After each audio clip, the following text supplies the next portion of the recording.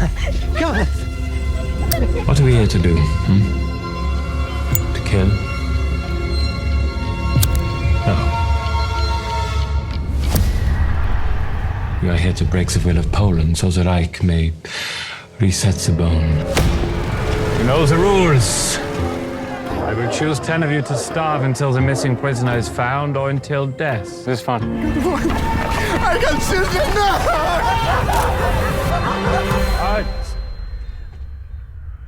I can take his place.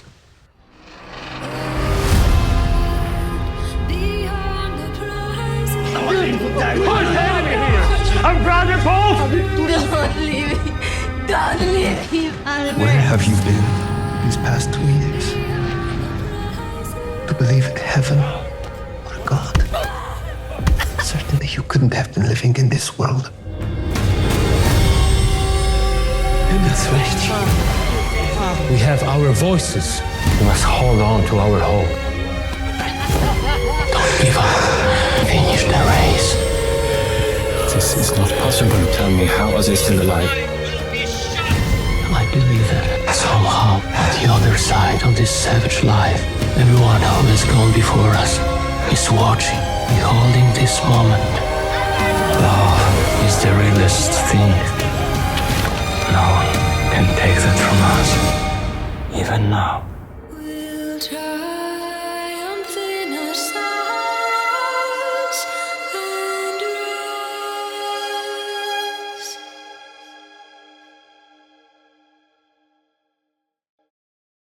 Hello, Anthony. How are you doing today? It's so good to see you and to be able to interview about your new movie, Triumph of the Heart, about Saint Maximilian Kolbe. How are you doing? I'm doing great. Thank you so much for having me. Of course. So, can you just give me a little overview about this movie and what it's about? And I want to get into like the nitty-gritty of how it started too. But first, let's just go over a little summary of this movie about Saint Maximilian Kolbe. Yeah, so it's a lot of people describe it as 12 Angry Men meets The Passion of the Christ. It's the story of Saint Maximilian Kolbe's passion, particularly the last 14 days of his life while he's in Auschwitz. I picked this focus in the movie of starting with this dramatic act of Kolbe stepping forward in the famous lineup where, of course, the Germans were pulling people out at random to die in starvation in a starvation bunker, picking 10 men at random to die in a starvation bunker in order to deter people from escaping. There had been an escape, and this was their response to that. And so Kolbe steps forward, takes the place of another man, volunteers to join these 9 other men in this bunker, and then in the course of our film, it sort of plays through all of the challenges that he had in front of him to sort of bring these men to hope, to bring them to Christ in a lot of ways. So it's a story about ministry. It's a story about hope. It's a story about grief and suffering and the triumph of the human heart over all of the darkness of the world. Wow. Yes, I actually, when I watched this film, I think it was before y'all had The rough finished cut. editing, Yeah. yes, the rough cut. I really felt the presence of God while I was watching it. So, how did God and Saint Maximilian Kolbe play a part in creating this story? That's a really profound question, and I think that there's no way to really extricate that from like my own story. I think that my the story of my own life is very much tied up with the story of this movie, and the journey of my soul is tied up with what Kolbe did in the cell, and that I have struggled for a very long time with chronic illness. Insomnia is one of the big sort of symptoms of that, and that's a chronic insomnia is something that can absolutely make you crazy. If anybody knows, like, has experienced like extreme sleep deprivation before, it sort of creates this very surreal, almost like the same way that perhaps extreme fasting might create a translucent veil, or like it would sort of part the veil a little bit between the spiritual world and the physical world.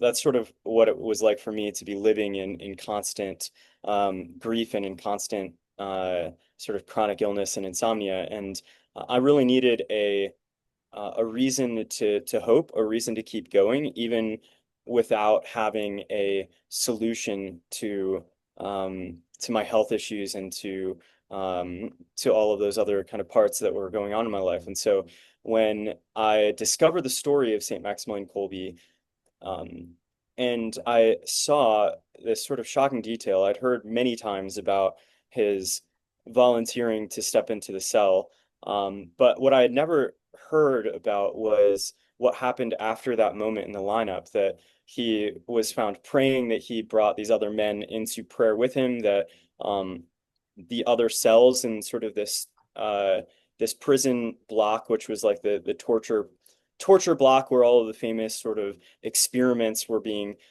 conducted, that all of the people in these other neighboring cells also began to sing songs, and that it was transformed for those who were around it into what sounded like a cathedral. That is um, it's a shocking like idea to sort of imagine that. And finally, that he was able to survive, and not just him, but that there were three other companions that were also executed with him. Um, and just this image of like a brotherhood that had developed over the course of 14 days, that was like as deep of a brotherhood of love that could be, ever experienced, that would be terminated, in this sort of moment of these men being executed together, kind of holding each other. I just found it to be unbelievably beautiful and dramatic, and it um, it brought me to uh, a new understanding of God, and a new openness to God that I needed in order to sort of survive my own dark night of the soul. And so the story was in many ways like beginning to materialize in my own meditation, like this Lectio Divina type conversation that I was having with Kolbe myself, where I felt very much like he was entering into the darkness of my own self, that this experience of depression and insomnia and anxiety and chronic illness was almost like a link between me and what he experienced, that allowed me to have this, vantage point, or even sort of participation in what he must have gone through. And so that was the genesis for me of the story, was this sort of spiritual renaissance that created in me. And as I began to meditate more on it and began to write, sort of art came forward, and that was the sort of seed of the movie. My husband, he's a musician, and he tells me that the best art is born in your, I guess, in your darkness, or in your through your sadness. So I think that that's probably why, because you're an artist, and it's funny how God does that. Just lets art become beautiful when we're in such grief. Yeah, I think I love the image of the pearl as a metaphor for that. That um, I think a very cheesy way of thinking about suffering and all of this is that, God always has a plan. He's gonna do something with it. It's gonna, there's a lesson here for all, like those sorts of things. When people would tell me that when I was in my dark night of the soul, it was rather offensive and rather tone deaf, um, because when you really are facing true grief and true suffering, um, it it feels very obvious that God would not plan it. If God is good, that's not the plan. Auschwitz was not the plan. The starvation bunker was not the plan. God wasn't allowing that to happen so that he could teach something, to the world, um, or sort of planning for it to happen so that he could teach a lesson to Kolbe or something, anything like that. But what God can do is he can make, like any artist, he can make um, some of the most beautiful realities come forth from suffering. That's his power to overcome it. And I think this story really demonstrates that um, I think a lot of people, when they watch it, they're kind of shocked by how gritty and realistic it is and how um, it's just brutal. Like it's trying to really take Auschwitz for what it was and reality for what it was. And frankly, we actually really nerfed it a lot in order to make it more palatable. But uh, it really does bring you to that experience of suffering, and makes you confront it in a way that's like, how how could a good God let this happen? And as these characters are starting to have these conversations with Kolbe where they're angry with God or in complete disbelief about like any value and hope, it's really the presence that Kolbe brings, his love, his willingness to sing and to make literally to make music, to make art in the midst of that place that brings forth the triumph that we then get to sort of witness through the second half of the movie. And it's just a really beautiful thing to behold. And I would say that I'm like just absolutely honored to have gotten to just behold it, even in watching the story develop myself on set and in the edit, and now kind of as the movie is sort of taking its legs. That brings me to my next question. So is that where the name Triumph of the Heart comes from? Is that why you decided to name it that? Um, Actually, uh, I it was given to the name was given to me as an idea from somebody else who read the script. It's actually one of the showrunners for the show Seventh Heaven, which was one of the first sort of faith-based mainstream things that came out. If you were a '90s kid or early thousands kid, you probably remember it. But um, it this uh, this guy read the script, and I had a different name that was much darker and more intense, and he was like, uh, people really need to know that the movie is going to have hope because you're taking them to a place that's like really hard. Um, and so you should in the title like give them a little tease to what the end is going to be. I have an idea. The Nazis had this propaganda piece that was like one of the most famous. If you're in film, you're going to study this. It's the documentary called Triumph of the Will. That was their sort of pinnacle propaganda piece. And these people, in Auschwitz, the SS guards they would have all have watched this movie. And Kolbe himself was sort of a purveyor of media. He wanted to create Catholic film. So it would be really interesting if you named it Triumph of the Will, or sorry, the Triumph of the Heart, as a contrast to the Nazi sort of propaganda film Triumph of the Will. And I thought it was a really genius idea on a lot of levels. At first I was like, is this like cheesy? And then ultimately I just really felt like, yeah, that was the right title. That was better than what I could have come up with myself. So yeah, thank you to Jeff Olson, wherever you are. I love the name. I think it's so just appealing and beautiful, and it fits perfectly with the Mhm. story. So, Yeah. so how close is this story to the real thing? And what did you add? I mean, don't without giving too much away, is there anything you had to kind of alter for screen purposes? Yeah, that's a great question. And perhaps like the most popular of all questions. I think anytime you're doing a historical movie, people want to know like, okay, what was real, what was not real? We know this whole movie thing. And uh, in some ways, we're like hoping that it's really real, because it's so gripping. And the good news with our film is that it is very, very real. We have a good amount of interviews, firsthand eyewitnesses from the time that Kolbe was in Auschwitz. This was a very famous moment in Polish history, and during Kolbe's canonization process, that was actually a very controversial process. We Catholics, we really love splitting hairs, and so The question was like, does he actually get to be a martyr if he wasn't like killed directly for his faith?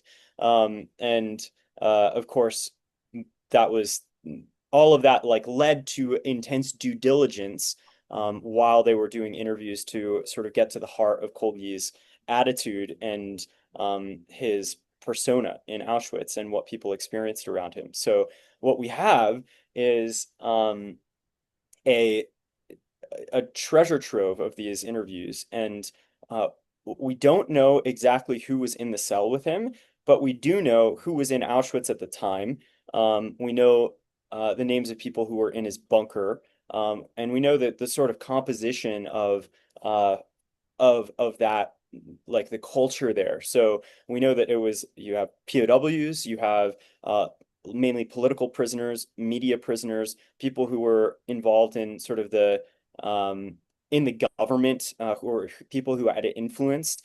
And I think that that's also sort of a really interesting perspective because all of these people, in some way, were likely like men of great power and influence before they were in Auschwitz. And part of the diabolical kind of scheme that the Nazis were taking forward was they were using this to sort of break the will and break the back of Polish identity and culture.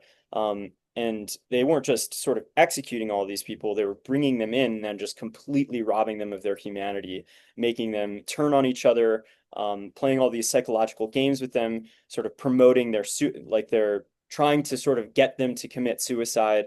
It was a very, very like demonic and human hating place.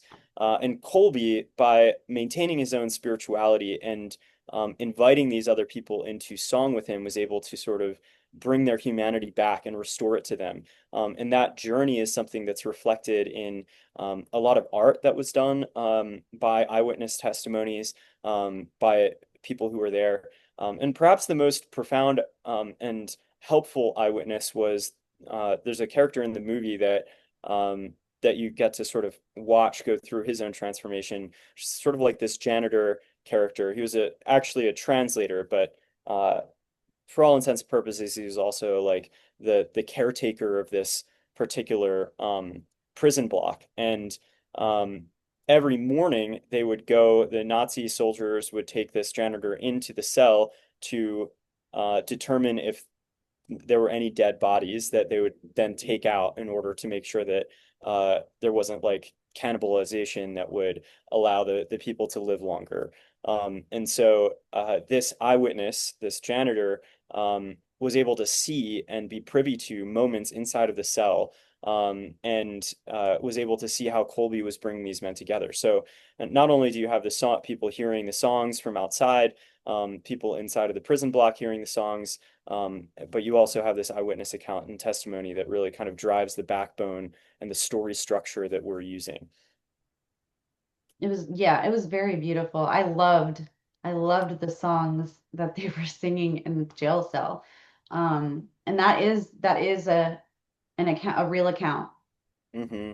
Yeah, we don't have a specific account of which songs that they sung, but just by sort of knowing what was popular in Poland, and what Kolbe liked to sing, we can kind of put those together, and make a sense of like this is very likely to be the sorts of things that would have been sung at some point in the cell. Do you think that this will increase devotion to Saint Maximilian Kolbe? Because I know it has for me, like personally. I saw that movie and I was like, and I'm a journalist and he was a journalist, or he started a magazine Hmm. and a Marian movement. Hmm. And I just was like, I need to pray to this guy more. I mean, Yeah. That's a great outcome. Yeah, I think that it's definitely going to be a watershed moment in some way, and I don't know exactly how or what is going to sort of come from it, but I know for me, the story helped save my life. Like, and I'm not being hyperbolic about that. Um, I think that it it brought Kolbe to me in a time in my life where I desperately needed somebody to be with me in my suffering. And every person, I think, no matter what your background is, what your history is, can meet Kolbe in that place. Everybody has a cell. Everybody has to go through it in some way. Um, a cell of grief, a cell of loss, and they have to confront questions about God's goodness, the worthwhileness of life, the worthwhileness of suffering, the meaning of suffering. And our culture right now doesn't have good answers for that. There's not a place that you can go that is going to help you make meaning out of your suffering, that does not have a a deep sense of transcendence, and that doesn't have, frankly, the cross, and the victory of the cross. And so Kolbe kind of translates, I think, to modern audiences what Christ did for us, on the cross by coming down and being with us and taking on our suffering. And I think by putting forward his story, in this way that's not saccharine or cheesy, but that's just this is what it was like, you know.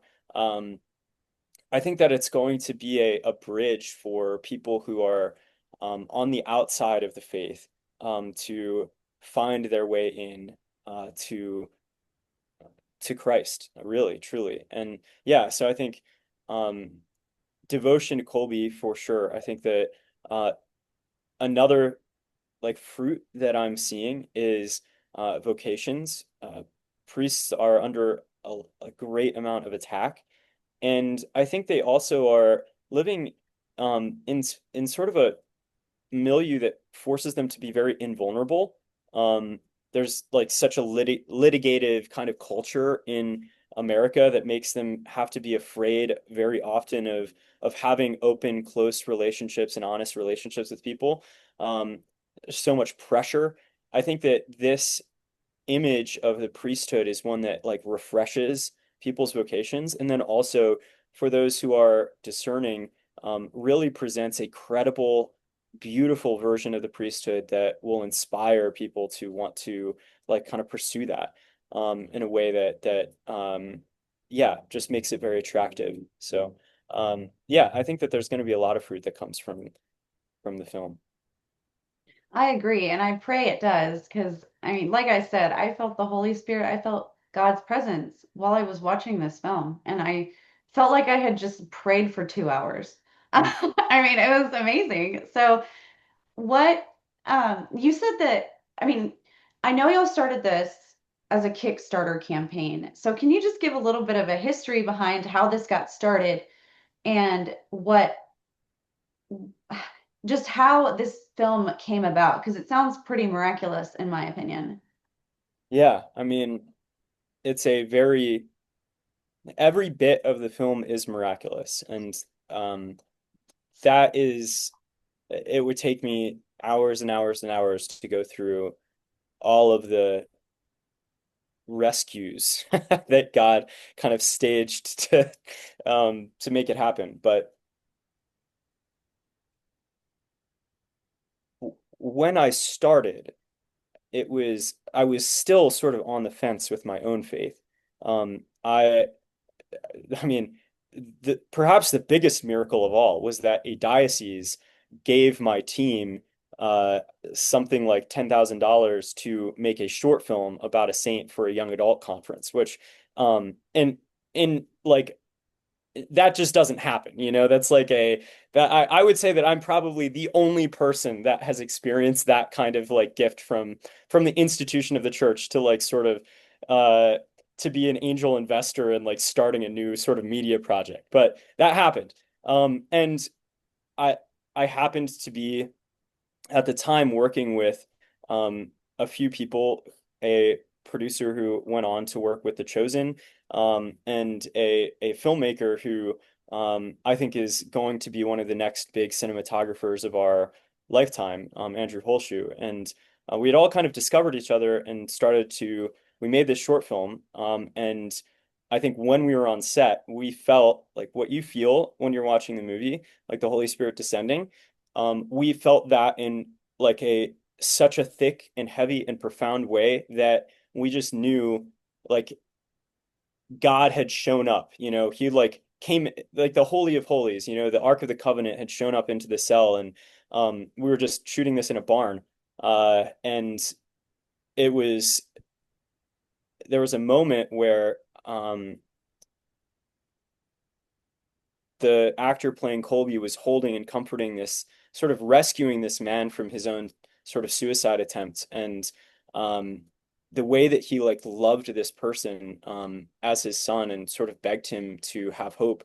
Um, like everybody around us was just like falling into puddles. Like we were all trying not to make noise so that we wouldn't disrupt the take because we were like weeping watching it. And yeah, we just knew this is going to be, God is doing something really special here.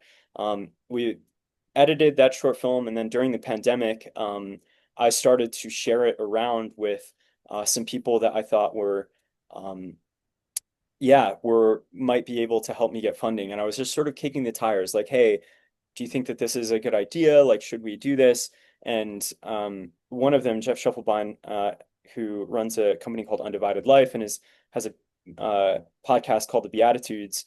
They saw it, they saw the short film, and then sent me an email saying, hey, like buckle up because we're going to send this to, 100 of our contacts that we think could be good investors. And literally, yeah, I woke up, had 100 emails that I needed to reply to of people who were all Catholic and who had been sort of messaged about this. And at the time, I was deeply afraid of even the idea of raising $300,000, which in the world of filmmaking is like absolutely, it's pennies. Like I cannot stress to you how small that is for trying to make a historical Auschwitz movie about a saint. But that was as much as I could it's like a house, I'm like asking people to give me a house. But Catholics, I think, are incredibly, when they sense that God is behind something, particularly a story of a beloved saint. I think that like we are like so tired of Hollywood's just brainwashing or like terrible presentations of our church and our story, and these Catholics all kind of got on board. So yeah, we raised the production budget in just a few months, and all of a sudden we're like, okay, we're gonna go to Poland and we're gonna shoot this. So we shot it for $300,000 and then came back and we needed to raise quite a bit more in order to finish the film, and that's when we ran the crowdfunding campaign. We set the goal for $80,000 and doubled it with like a $160,000 campaign, which was just, I think, just shows how strong the church can move at the grassroots level when it senses that God is like really doing something special. And now you've got a theatrical release on September 12th, right? That's right. Yeah. So we the last year after that campaign, we've spent I thought that it was going to be, maybe 4 or 5 months of doing the edit, and uh, uh yeah, it took far more than that to do, but we finally have it done now, and I can say with like my whole heart that I think that it is a masterpiece. I think it's like it's far better than what I can say that without like being like bragging, because I don't think that it was us, I don't think that it's my power that made it that good. I think it really just was like a flag planted in the ground that brought so many amazing artists together. And so it is like in many multiples better than what it should be for our kind of our budget and our experience. But it's Colby's story, and he has a lot of experience with media, so I think that he kind of like pulled for us. So we got a theatrical release planned in September, and this is kind of the moment now where it's like really the make or break. Like this is the big kind of potential chosen moment for the Catholic media landscape, because this will be the first time that a Saint movie has been done completely outside of the studio system with at this scale, with this ambition. that is pursuing a full like theatrical release. And the kind of faith-based distribution world is very skeptical of it. Like they're like, this is an amazing movie, but Catholics don't show up to movies. That's like sort of the you know what the industry says about the Catholic audience. And I say, no, it doesn't show up to your movies because because you guys haven't been doing it right. So that's the gamble.